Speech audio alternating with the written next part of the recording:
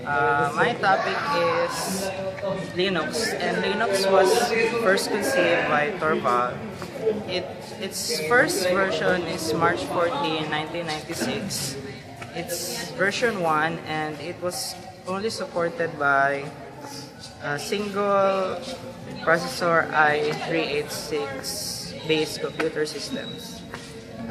Portability became a concern, that's why there's version 1.2. And so it's an open source OS, and that's why it's so improved right now. And the latest version is version 4 that has many features, and such as the zero underscore temple file flag for open parenthesis 2 to reduce temporary file vulnerabilities. And it also has experimental AMD Radeon dynamic power management, low latency network calling, and C-swap compress swap cache.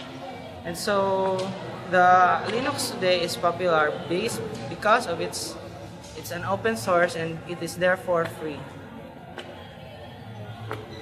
The Windows history I'm going to explain is started by Microsoft.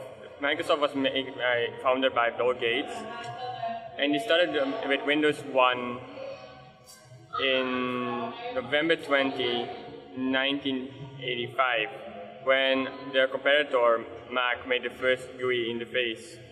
Microsoft wanted it so badly, so they decided to make their own Windows. It was called Windows 1. It featured a paint program, a clock, a calculator, and a text editor. And then Windows 2 and 3 came that added some other features like Excel and other things like that.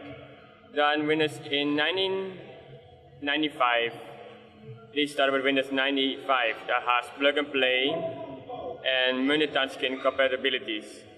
Then in 1998, they started with Windows 98 that had USB support and many driver supports. Then they were mostly still DOS-based. They started making Windows NT. NT is basically a 32-bit operating system that's now integrated into most of the newer OSs.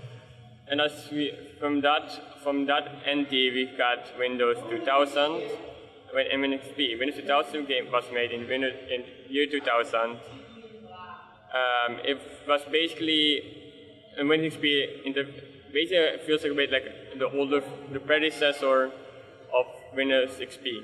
It had a start menu, it had some buttons, it had a new improved interface, and had features that make them a big competitor against Apple. Then Windows XP, that's the time they fully utilized everything. It's the longest supporting OS they had. It lasted until 2016, where the support of Windows XP fully died. And then after that, they were starting to make a Windows Vista after Windows XP was done. And Windows XP was rushed. So since the production was rushed, the criticism and the feedback of the Windows community was quite not right. So then Windows 7 was to compromise the problems that was in Windows Vista. And after that, they had Windows 8, 8.1, and until now, Windows 10. That was released in July 29, 2015, sorry. Hey guys, we're going to be talking about Macintosh history. The original Macintosh OS, or the early Mac OS, was made from 1984. It is easily distinguished between many other operating systems from the same period because it does not use a command line interface. It was one of the first operating systems to use an entirely graphical user interface. Later on, they released the version 1, 1.1, and 2.0, which uses a flat file system named Macintosh File System. They also added support for AppleTalk and the newly introduced laser writer to use it. Then after, System 2.1 was released and introduced the HFS, or Hierarchical File System, which has real directories. Then System 3.0 was introduced with the Mac class, which officially implementing HFS, 800K startup drives, support for several new technologies, including SCSI and AppleShare and Trash. They added System 5, where both the system and Finder are incorporated under a single system software moniker. Then an update system, Software 6, System 7, producing a complete, stable, and long-lasting operating system. Then later on, Mac OS 8 was released in July 26, 1997, shortly after Steve Jobs returned to the company.